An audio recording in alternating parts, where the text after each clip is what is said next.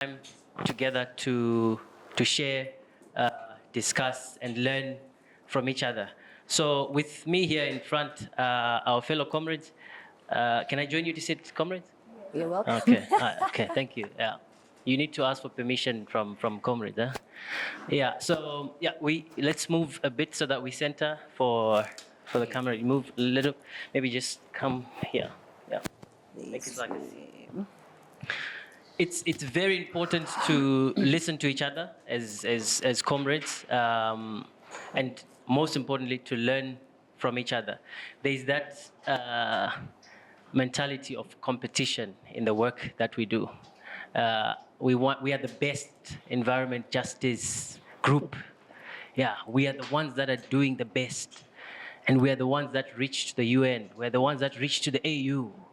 Huh? No, that's not about it. That's not how we can win the war. We need to work together, and we need to listen to each other, and we need to learn from each other. So this session, we're going to be hearing from our comrades. It's a discussion. It's going to be also interactive. So we also would want to get to hear from you at some point. So as you listen, also be able to reflect on yourself and also be able to share with us. So, as we start our conversation, I have four comrades here who are doing amazing work in their different spheres. I will introduce them and then we will get into the discussion. We have Titi Junior Mabeni. Welcome, Titi. Titi is with Fatima Zahra Women's Organization. They're into gender justice, education, and children. She's a social worker herself. She's a student, but also she takes time to work on women's issues. Welcome, Titi. Yeah, you can give a round of applause, guys. You cheer for the big guys, but you don't cheer for your comrades. Huh? You see? And we also have Comrade Patrick from Malawi. He's with Young Christian Workers, YCW, and they work on advocating for young people for change amongst young people using church structures. He works within the church structures, and they do a lot of work, which includes charity work, cleanup, activities, tree planting, and evangelization around many issues. Welcome, Comrade Patrick. Yes, Muribwanji. It's Muribwanji, right? Muribwanji. Do you know how to respond? Ndiribuino. Tiribwino kaini.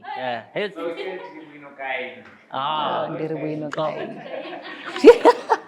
I need to go back to my Chichewa school, right? And next to me here is a very colorful hat, vibrant, freedom, nonku, luleko, Noxie, right? So Noxie is from Oval, Gauteng, here in South Africa. She's a radical black lesbian activist, feminist, and human rights defender. Oh, she's a teacher as well. Very interesting. And radio personality. I think you fit that as well. I would like to hear you on radio. Are you on morning show, afternoon show? I stepped out. Oh, you stepped away. Oh, okay. We want you back. Definitely. Sure. Sure. So, welcome, Noxie. And last but not least, is it working? Okay. Last but not least, I always struggle to say this one. I hope I'm going to say it right this time. Rekelitswe. Okay, you tried. Clap hands for me, guys. Rekelitswe Molapo. She's an environment activist, youth advocate, and she's a co-founder of Conservative Music Lesotho. She's a strong believer in using creative and innovative ways in solving societal issues. Welcome, comrade. So I'll start with you, Rex. You are a youth activist, you are a campaigner, you do a lot of work in your space using music. So share with us your experience, your work that you do. Give us a glimpse of the work you do, but also what challenges you're facing as a young activist in Lesotho, and also even in the spaces that you work with. Over to you, Rex. Okay. So if I'm getting you correctly, I think we're mic'd or okay. All right. So if I'm getting you correctly, the two questions. First, to share a little bit about my work and what we do. So we we leverage the power of music to confront environmental problems in society, especially Lesotho, but we've tried also to move into other countries in the Southern African region. So the way we do it, we engage with rural communities especially, and then we work with youth and children, using musical workshops and trying to incorporate the creative and innovative ways that I spoke about, that I'm passionate about in my work. So there are various challenges that we face as a growing organization. We started not so long ago.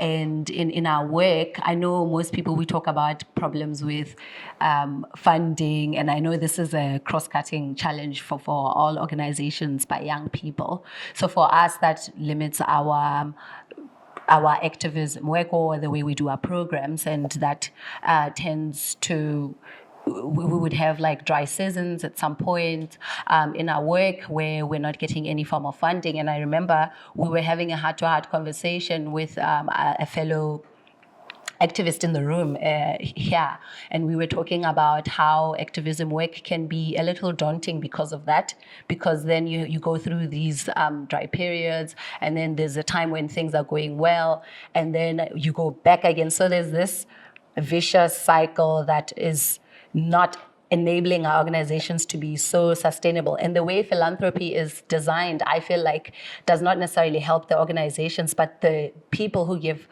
the funding tend to depict the terms, not really caring about maybe some of the overheads that or the people that are running the programs. How are they surviving? How are they going to be sustainable after that? They just care about, okay, let's do project to project. So those are some of the challenges that we've been facing as an organization. And then, of course, COVID, even though people still, we blame it still because the repercussions are still felt even up until today in 2024, because a lot of things changed for us as growing and small organizations at that point. So that's what I'll say. But another big challenge that I also have, before I started working for Conservation Music, I had been doing activism for close to 10 years. And for me, I'm at an age where I'm reflecting to say, okay, I've been doing this work for the past 10 years. How effective have we been? And how much change have we managed to create? And in that process, we've been going to international platforms, like somebody was saying here, speaking with the decision makers. But I've been really reflecting on, are we really effective? Have we been really impactful? And are things really changing? Or is it just about us meeting? And so I think those are some of the struggles that I'm having as a young person, having worked in the space for quite a while, but also in my initiative, the programmatic challenges that I spoke about, and also the financial ones that are making it a bit difficult for us to move forward and have sustainable impact. Thank you very much, Rex. Indeed, funding is something that's very, very key when you're looking at at youth organizations. And the big challenge we have all the time is, the agenda is determined by the funders. What we want to talk about is really not what matters to them. So at the end of the day, we have to move with the agenda of those who are giving us money. And indeed, you feel tired sometimes. You want to leave. I had the chance to interact with Rex before we met during a conference, and the first thing we discussed about was how she felt about the speech she delivered in front of world leaders. And Rex told me that, I didn't see myself in that speech. You remember that conversation? why did she not feel herself in that speech was because it was prepared for her. It was guided for her. Do you want to share about that experience quickly? Yeah, definitely. The speech that just to give a bit of a background, yes, we were at an international UN conference. I'm going to name the organization. And then they had invited a young person to speak. To speak on behalf of other young people from the least developed countries. So there's 46 least developed countries globally. And that was a huge task that I was happy to do. But even though I realized that it was bigger than, it was definitely bigger than what I thought, because you're representing a lot of young people who are facing various challenges in different settings. And then I was tasked to create then a speech. So in that speech, I had a way of saying my things and the way I wanted to put things and all of that. And it was, I don't know, curated or altered in a sense. They did not necessarily prepare it for me to say this is it, but they looked at it and it was kind of censored, in my view. That's what I'll call it. And I was told, okay, maybe this is how we should best put it. You know, we don't want to ruffle feathers. We don't want to say things that might make a certain member state feel uncomfortable or whatever. And those are some of the challenges that you face also at these international platforms. And I'm a youth advocate, and I feel like young people need to get a seat at the table. That's all what we're advocating for everywhere. But in the same spaces where we're being told we're meaningfully engaged, we're sitting at these tables, but you're still being censored to some degree. And to me, that's how it felt. And I kind of dissociated from the speech because then I had to think differently. It was not in my style of writing. It was no longer in the way that I usually say things, because they asked a speechwriter, like a professional speechwriter, to assist me to do that process. So it wasn't me anymore, in a sense. Yes, yeah. Thank you for that, Rex. Yeah, these spaces, that's why we have a space like this today, for us to express ourselves, right? Most of the time we are guided in the way that we're supposed to do things, but that's not how we want it to be done. Yes, Tsitsi, over to you. You do your work with women in Zimbabwe. Please tell us about your work as a young activist. You know, women issues are very topical issues. Tell us about the challenges that you also are facing in the space that you're working in. Thank you. Thank you very much. And a bit background about myself. I'm someone I was a child who was identified by a woman as a child who was in need. I was taken through education, and from that moment, I told myself, this is also what I want to do with my life. I want to create opportunities for girls and children like me, people who don't have the opportunity and people who don't have the platform. So this is what I have always wanted. And if you check my credentials, I have done human resources. But at that point, I did not feel like myself, and I felt like I cannot be behind a desk at a systematic organization doing all this paperwork. I belong in the field. I belong in the communities, identifying people like myself, people who actually need help like myself. So what did I do? I changed my profession. Now I'm studying social work and I'm happier. Nice. Yeah. So working with women and also children, this is the most difficult yet fulfilling task and journey that we can come across. Our organization, actually, they have a small college.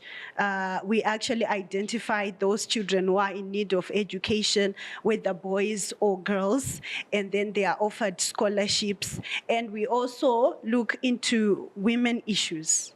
And when we go back to women issues, there is violence, gender-based violence, there is patriarchy, there is women who are not working and they are taken advantage of. So there are a lot of things, and coming from a minority group of Muslims, when we go about in these communities and we identify these things, we find that the biggest challenge is going to people and awakening them, such that people, they don't use religion as a benchmark to oppress women. So when we go into these communities and we educate women, we educate girls, we educate even men and boys, I feel like sometimes we create demand without the resources to meet the needs of the people.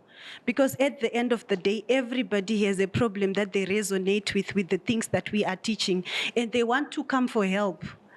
But we really do not have the space to occupy and to take in everybody who wants to use those resources. So we still go back to that resource constraint that a lot of women, they really want to get out of these maybe abusive marriages. But another challenge that we are also facing is the slow legal system that we have. Because we are saying, we will help you report this case and we will refer you to places of counseling, we will refer you to legal systems.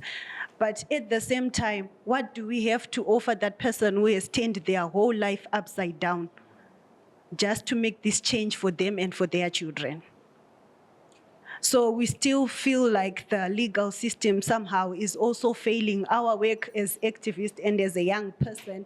And you also have this guilt that you are actually turning someone's life upside down without immediate solutions to help them, especially people who are coming from abusive marriages and children who are growing in those environments. It's very difficult for someone to completely break off those chains of gender-based violence and say that, no, I want to leave this behind, but they do not have something to lean or to fall back on. So we are saying we also have women empowerment projects, but these are also seasonal as they are, subject to donors and donor conditions as well. So it's also a very big challenge. So some of these things that we are facing, we have a small space to accommodate people. So I feel our biggest challenge is going into communities, creating these demands, awakening people without enough resources to accommodate and service everybody. Yes. Very much. Thank you very much. Well done with the work you are doing. And, I think we all have come across this issue of, you're talking about the issue of the legal system, right? I'm sure our countries are very good at putting laws and all that, but really implementation, follow-up, monitoring and all, nothing, right? Yeah, we're very good at that. And I think that's something that also stifles our work as activists. But also I think it's a challenge for us as well to find ourselves in those spaces where we influence those processes. Thank you very much for the work you're doing. Comrade Patrick. Yes, Muribwanji. Yes, I got it right. Tell us from a Christian-based organization, a faith-based organization, the work you're doing, and also cross-sectioning with the work you're also doing with children in your day job. Tell us about the challenges that you are facing as a young activist in your space. Thank you very much. My name is Patrick, and I'm coming from Malawi, from the Young Christian Workers, CW. This is a Catholic group for the youth, and it has categories. There's a category of 18 to 35, and then there's a category of 35 to 40. I think when you reach 35 to 40, there is what we call ADAT, YCW. So it's to support YCW, but you are not active and you're not allowed to be in the executive positions because you are more or less like you are retiring yourself. Yeah, so this is a young grouping from the Catholic Church in Malawi, and we have our motto, and our motto is see, judge, and act, just as act to Bumbano, but then we have added reflect. So we see, judge, act, and reflect. So we are working in several areas. As is a church-based, most of our members are from the church, from the parishes, or we call them the sections. And the activities that we do, we into many activities. I'll start with the charity work. We conduct charity works in several areas, paying school fees for the needy, building houses for the poor, and also we do activities on climate change mitigations, planting trees. Not only planting, when we plant, then we also go there and see how are the trees doing where we're planted. For example, this year, we said, no, we're not planting any tree. Let's go back and take good care of our trees we planted. So that is happening nationwide. We do have a calendar, a common calendar that we follow when we're conducting these activities. We will also do conduct campaigns on climate justice. I think I've heard climate justice, climate justice, climate justice. As young Christian workers also, we're also conducting climate justice campaigns with our youth in the churches. And we also do evangelism. So what we do in our evangelism, we also try to advocate for change using the word of God. We go to a station, we preach the word of God, and then also talk about climate change. We'll talk about GBV. We'll talk about drug and substance abuse. We'll talk about rape. So we use our evangelism to also teach people on different things that they need to know. So using our See, Judge, Act, and Reflect motto, this is the one that guides us. Whenever we see a challenge, you say, let's look at this challenge, let's act, and then we'll come back and reflect. On the key challenges, I think it has already been said by my colleagues, is the issue of the funding. Because we know we are young people. Most of us, of course, we are working. Myself, I'm working. There are a lot of people that are working, but the majority, they are just students that have just come from universities. They are not yet working. They are just staying with their parents. So sometimes to mobilize resources for our work, it becomes a challenge. So that's number one. Number two, we are undermined by some people. For example, we come to a section, we say, okay, we'd like to talk to the people about climate change.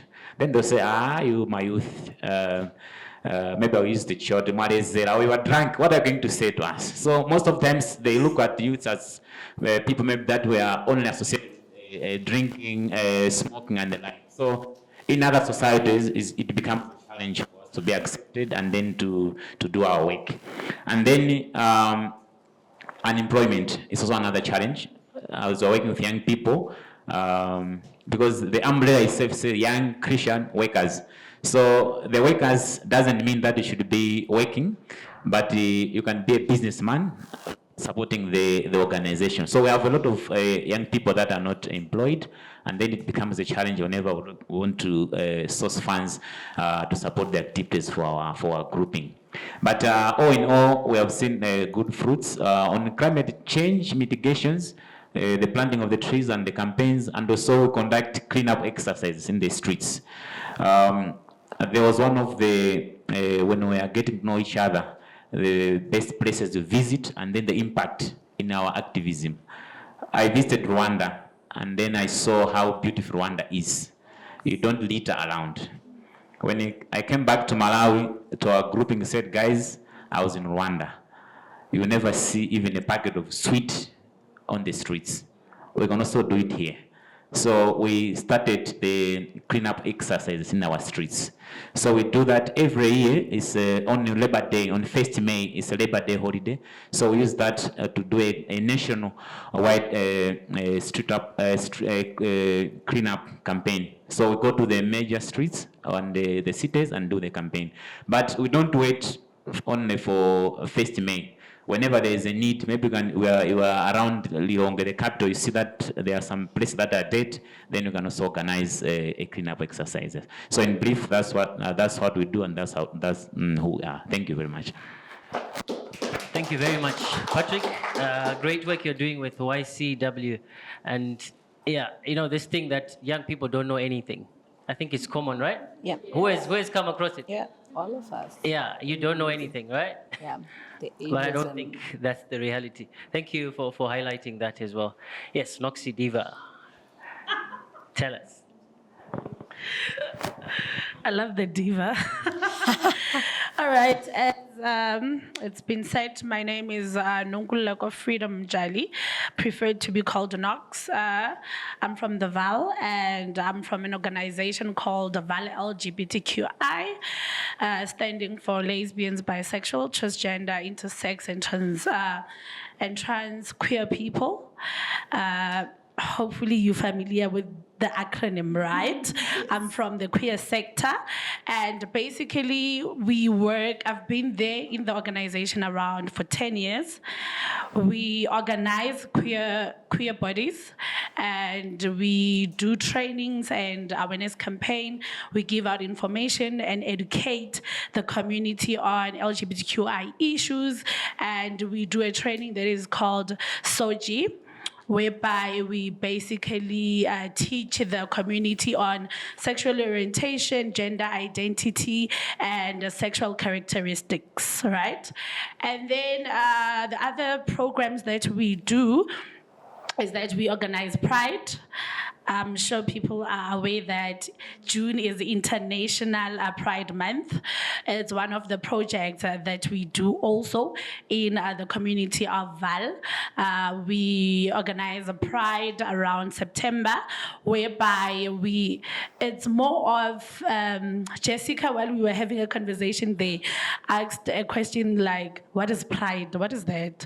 So basically it's a festival that brings awareness to the community, and it includes advocacy program whereby we march and we bring awareness. We have our placards and we give a pamphlet to the community. And actually it's a day for LGBTQI people around that certain area to celebrate who they are, to actually be themselves, you know, in the difficult prejudices that we live in.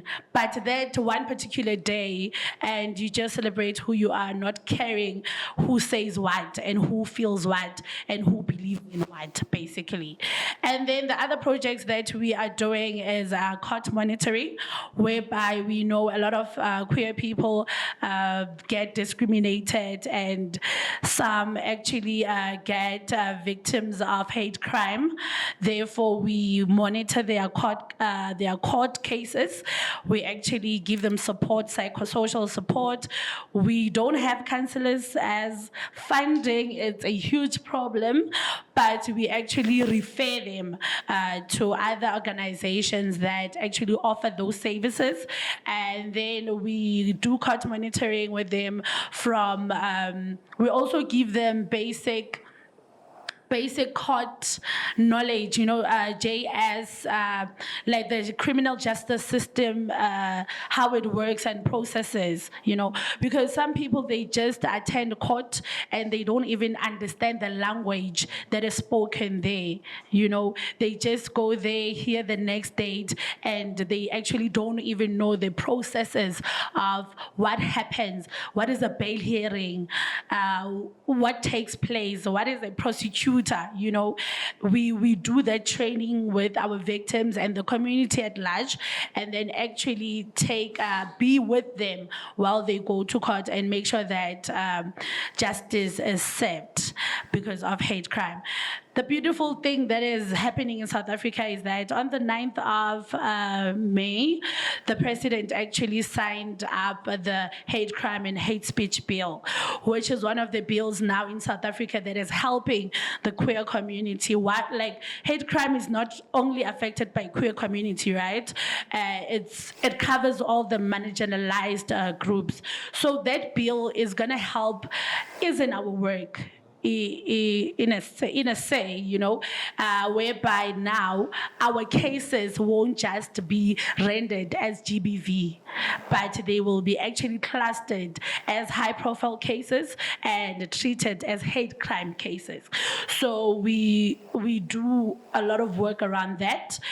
And our main challenges I would say, it's homophobia, transphobia, biphobia, and guys are reluctant of understanding of or accepting people as they are.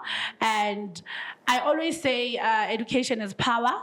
But again, I think even when people are educated, they push back and be reluctant, to actually use any kind of belief or tradition as a weapon to sexual orientation or gender identity and sexual characteristics. And I believe that if ever a person would choose their sexual orientation, I doubt someone in here would actually sleep and wake up and say, I'll choose to be gay, because we know that there is a lot of discrimination and hate crime around it. Therefore, we don't choose to be who we are. And the difficulty of being not included in spaces, it's another challenge, and we're hoping that sometime, someday, we'll live in a hate crime-free country or free world at large. And homophobia it's a real pushback, as we have seen. I know that people in here are activists, so definitely you'll know that last year on the 21st of March, the anti-homophobia bill was passed in Uganda. And that was a huge pushback, especially in the African countries. We see that as LGBTQI activists, a lot of countries are now adapting to what the Ugandans have adapted. And it's scary. It's scary, so that if ever you have time, just go through it. It's very painful. There is even death penalties just because of your sexual orientation. So it's one of our challenges, and definitely when we get to our communities, a huge challenge again is actually the conversion therapy. We know that a lot of homophobes, we cannot run away from it. It's religious groups and cultural groups, right? And therefore they have created this conversion therapy measures that is really so called for, you being prayed over like you have demons. I still believe I'm not a demon. I'm a diva, right? So, it's very heartbreaking that some queer bodies go through conversion therapy, whereby they are prayed for, they are casted out demons. In some countries or in some cultures, they even undergo certain practices, thinking that they can actually change their sexual orientation. Some actually get raped, framed by their own family, just that they thinking that the rape is gonna corrective rape, like they're gonna change their sexual orientation or any other conversion therapy measures. So yeah, that's our main challenges. Thank you. Thank you very much, Noxy Diva. You are doing amazing work in your space, very difficult space, but at least you guys still are forging on. And I really like the aspect of you supporting people, especially in court issues, because the legal space is a very difficult space to navigate as a young person as well, if you've not been taught how to go through that. And I think the issue of inclusion is very important. The SDGs talk about leaving no one behind, right? We need to move and journey together. Inclusion is very important, like we are doing in this space. We are fast running out of time. I'll just go around again to our panelists just to hear from them, their power shots, like what do you really think needs to be done to make things easier and lighter for you in your space? All right, thank you so much. I think I want to tackle the one on, I'll call it ageism, or the issue of thinking young people know nothing, or whatever.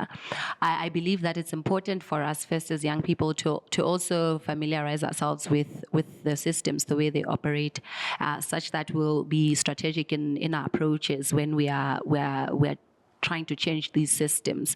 That's number one. That's what I feel we can do on our side, being informed and knowing that the relevant changes. Like, she's speaking right now about her issues, and she's well versed on the bills and the legal frameworks in that space. And I feel like as activists, it's very important for us to be intentional about knowing such, so that we will be able to be strategic in our work. But more so also, I think I shared this in the group to say, I think we should also find ways to infiltrate these spaces, because it's made difficult for us, maybe by the system. It's systemic, maybe, and sometimes it's intentional, like what we were talking about even in our speed connection, of how we know the right thing that needs to be done, but it's not being done. And I think the most important thing for us is then to infiltrate these spaces, because then I don't think we're going to be given or granted a seat at the table. And this is me speaking also as a youth advocate, because that's pretty much what my work is centered around, ensuring that young people are seated at the most important tables where the decisions are being made. And as somebody who has worked in the grassroots for quite a while, I'm at a point where I'm also feeling like it's important for us to get in the policy-making spaces and the governance areas where we're really going to have the real influence, because that's where decisions about our lives are being made. So that's what I feel we can do, and by so saying, I feel like I'm asking the victims to do something, but at the same time, we can. I feel like those who are in power or who are able to make decisions can really create enabling environments, and they know how that can be done. And I feel like another way of doing that is really being doing consultative processes, but not the usual ones where they're saying, oh, we're doing meaningful youth engagement or whatever, but where they're really trying to hear from young people what it is that they would like to see, what difference they would like to see, and employing some of the frameworks or the models that you have mentioned in here about reflecting. I think the older generation or the decision makers really have to reflect and look at themselves and introspect and say, what are we doing wrong and what are we doing right, and where do we need to improve? And that model of doing things, I think, will bring meaningful change. So yeah. Thank you very much, Rex. We need to get into policy spaces, and as young people, we know what we want, right? Thank you. Over to you. Okay, thank you once again. I think what needs to be done is for us, especially as young people, to stop treating issues or problems as their problem. I think it's high time we start treating each and every problem as our problem. Right? We wouldn't be scrambling for resources if each and every person would treat their neighbor's problem as their own problem. If we people who are into gender spaces wouldn't ignore issues about climate change. So I think we need to change the way we approach issues of activism each and every time that we are faced with a challenge. But there is this issue of niches and of categorizing ourselves, that we are the people for the climate change and revolution or whatever. We are the people of such and such, and we are the people of such and such. So by so doing, we are limiting the power of the voices that we can raise as a whole and as a nation. And I also think as a collective, we need to support each other on organizational levels, you know, such that we break these barriers of niches of saying these are the people that do this certain type of work.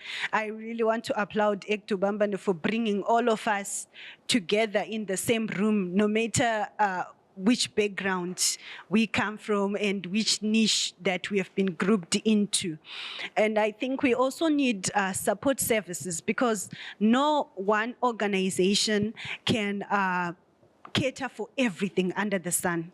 We really need to support each other with services. We really need to support each other with referrals.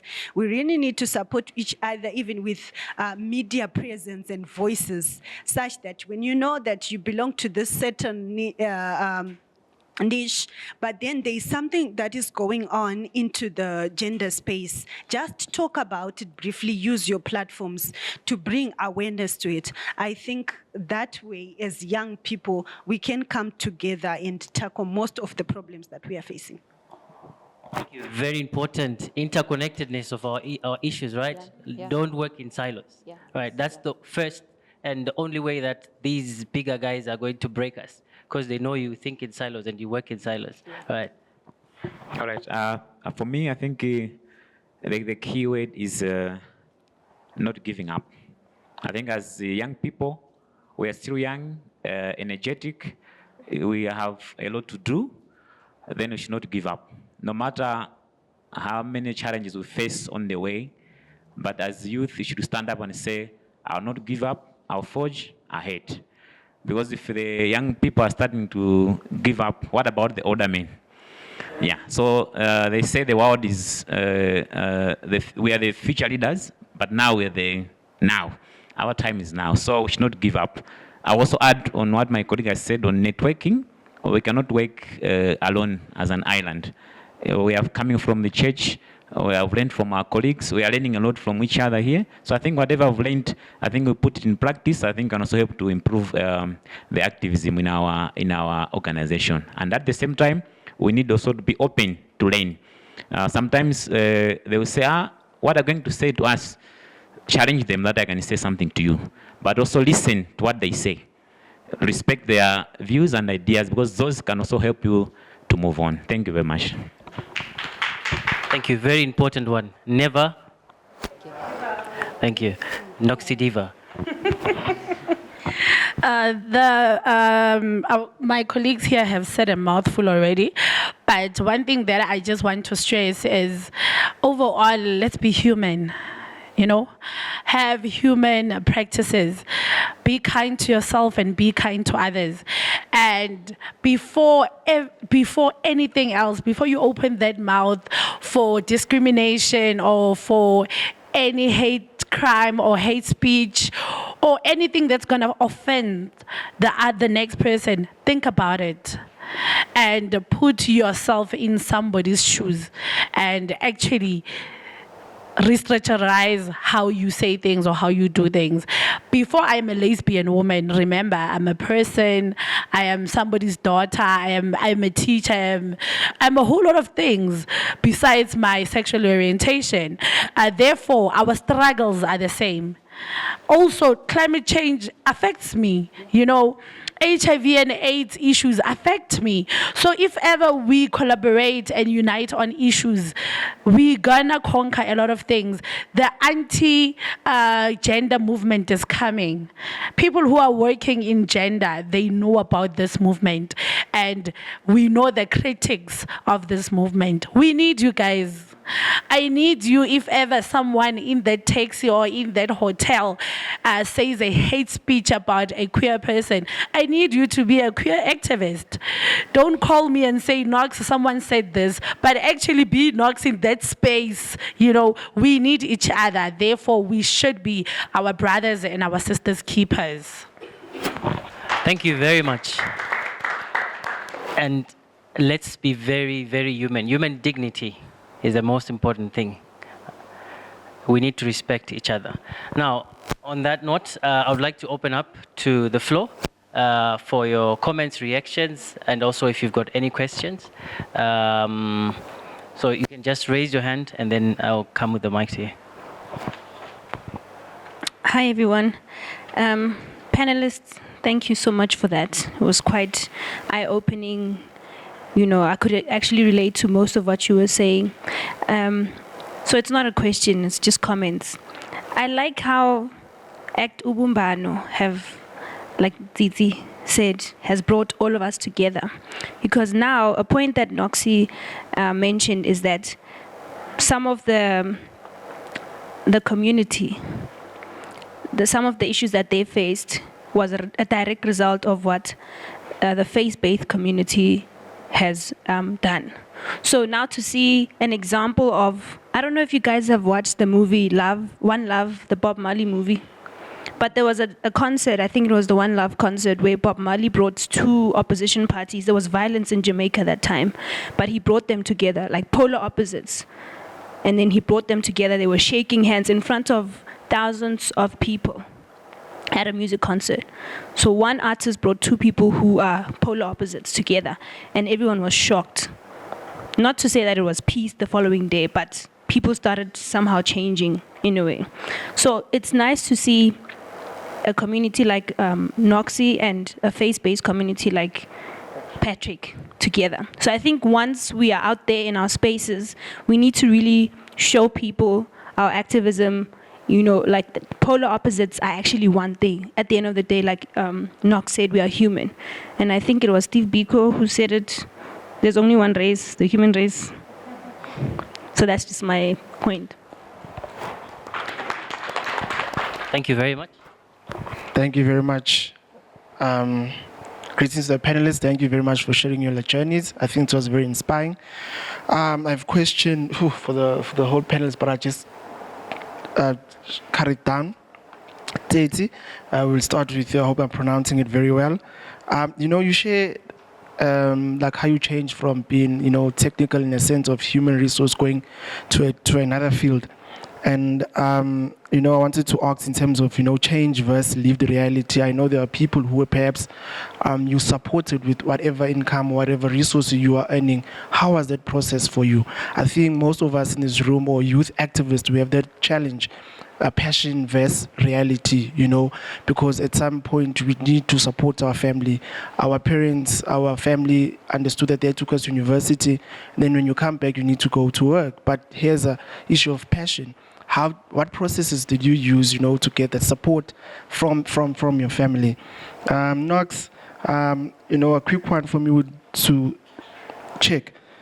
Do you think that you have enough solidarity from youth-led organization or young people when it comes to the sector that you're actually persuading and advocating for? Do you have enough support? What needs to be done? And Rex, you speak about being on a journey to reflect on the 10 years of activism that you've been. And for me, would be saying that what would you do better that you know now, which you didn't know 10 years back? Thank you.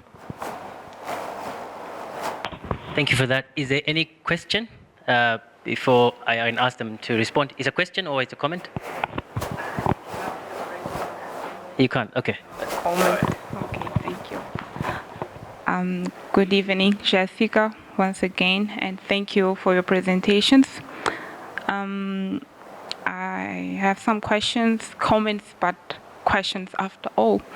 And it is related to the measurement of the impact of our work, as she was mentioning it. And I'm still wondering how we as a movement and we as organizations are we measuring it, and which parameters are we using, if there is such parameters to use.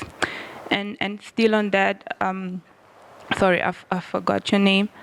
You were talking about representation in dialogue spaces, no?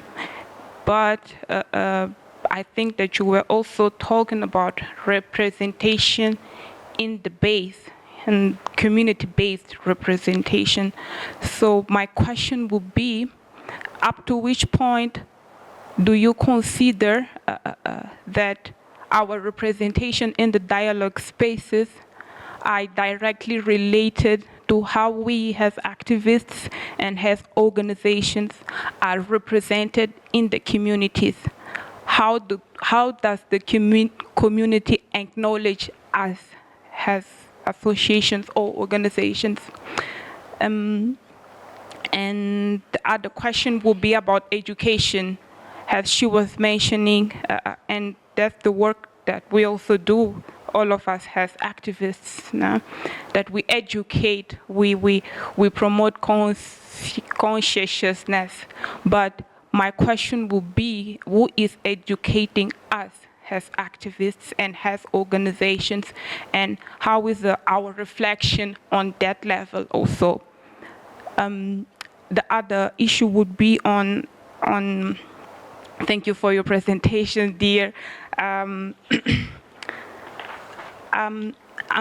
still waiting for the day where there will be no more classification, because we put it, I mean, it's LGBTQ people issue, like LGBTQ people are not people. What is that? Okay, so I would like to know from your organization, or you as an activist, how is your connection with organizations that are not LGBTQ organizations explicitly? No? How is your connection? How do you feel it? What could be better done? And okay, for now, thank you. Thank you very much. I'll allow them to respond. I'll start from Rex. All right, thank you. So I will quickly go into the question that was asked about the reflection of the 10 years and what I would have done better. I think it's a tough one because, like I said, it's a process of introspecting and maybe seeing also where you didn't do well, and being honest with that process. But what I've pretty much have been doing is adopting a continuous learning mindset and understanding that the spaces that we're working in are evolving, and I'm always trying to keep abreast and trying to ensure that I am updated, let me say that for lack of a better word, with the happenings and how things are being done today.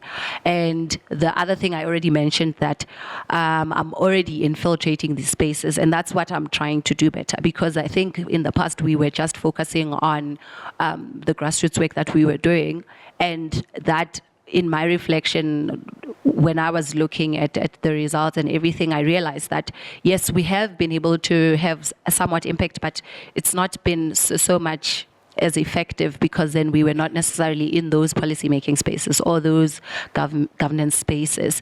And for a long time, I was avoiding to work with government or whatever. But now I'm at a point where I'm trying to build trust with them. I'm not necessarily seeing there as they and them. I realize that we're facing common problems, whether it's the public sector, whether the private sector, the community-based. We need to work together.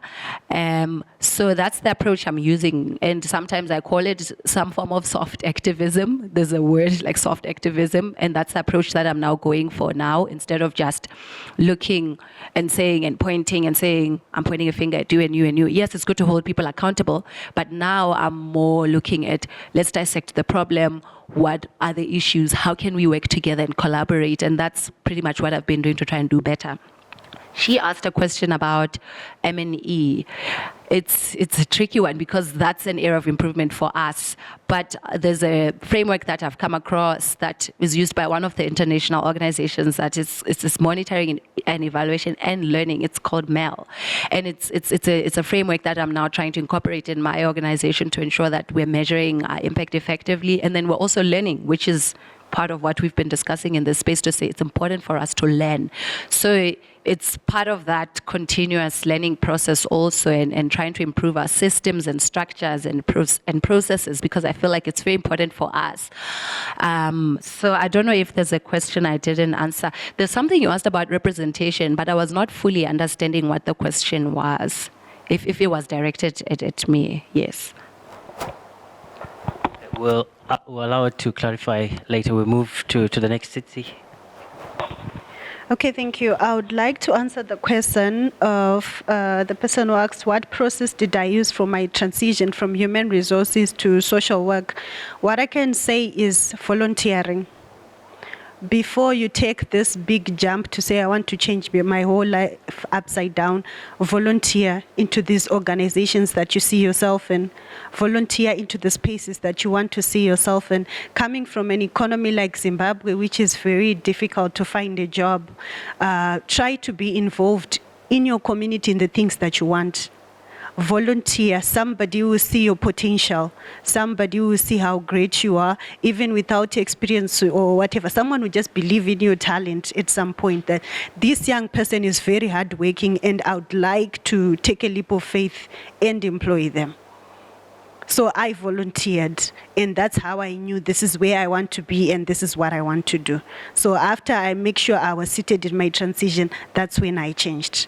I didn't jump when the storm was full blown, but I waited for it to calm down, and then I made that decision.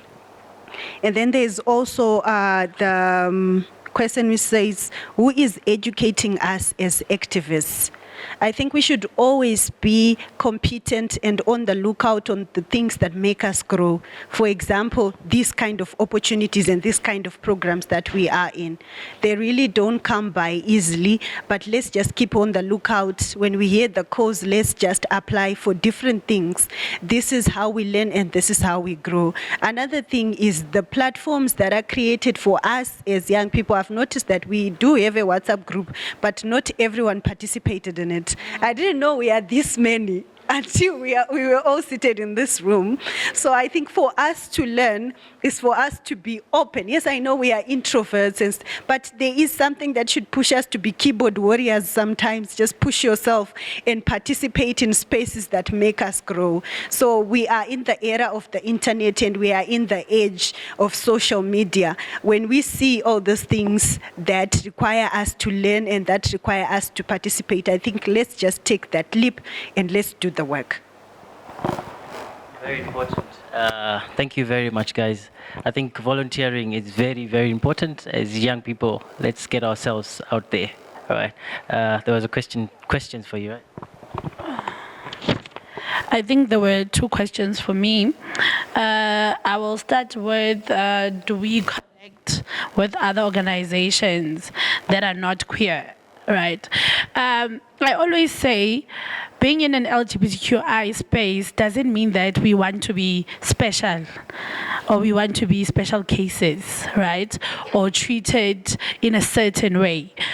We are basically advocating for LGBTQI issues because they are important, right? They are human rights that we feel that as long as there is still hate crime, as long as our brothers and sisters are not free in other countries such as Uganda, there is a need for this work to be done, right? And we don't run away from the fact that before our sexual orientation, we are human too, right? And therefore we need to attend to other issues that affect us. That is why we have intersectional issues and we interact with other organizations that do different work. That's why we're here. You know, if ever we were in our corner and just minding our own business, I wouldn't be here. And we are part of other circles, other movements in the world and in our own communities, whereby we have a certain objectives or a certain goal, you know. Making an example, we make sure that we are not left behind. In every issue, we try to be there. Housing, we also have housing issues because just because we are two women who are marrying each other and we don't have a child, therefore now we cannot apply for the RDP. That's our issue also, but it's housing issues, you know. So we make sure that we are in spaces even where there is no sexual orientation topics, right? And then the other thing that, the other question that I got was, do I think that we have enough support? We don't. Honestly, we don't. There is a lot of a pushback whereby people feel like as long as I'm heterosexual, homosexual issues don't affect me, you know. And I question people like that a lot because I think as we seated here, I'm your sister, right? And I'm lesbian. Therefore, homosexual issues should affect you, right? And it should move you. Just because your sexual orientation is not the other, it doesn't mean that our issues don't affect you. So if ever we could change how we probably see things and how we think with LGBTQI issues, I think we can go far. I actually, Sabawell, there is this name that we say, Sabawell, you know. I actually Sabawell, meaning that I'm craving, I wish for a free world whereby there is no gender marker. Like for what I have in between my thighs and how I feel for another person shouldn't be an issue. We have issues, guys, like the MK in the KZN. That's on that MK note. Oh my God. Yeah, I mean, this was a very interesting conversation. We actually are running out of time. We will have more conversations during break. You can ask them questions. You can also interact amongst yourselves. But I think what's been key is that, you know, as young activists, we need to be continuously learning. We need not to work in silos. And we really need to up our game in terms of getting knowledge in terms of what we do. Don't just go on the street and start talking about things that you don't know about, all right? Yeah, but thank you guys. We appreciate you, and well done for the good work that you're doing. We can allow you to give them a round of applause.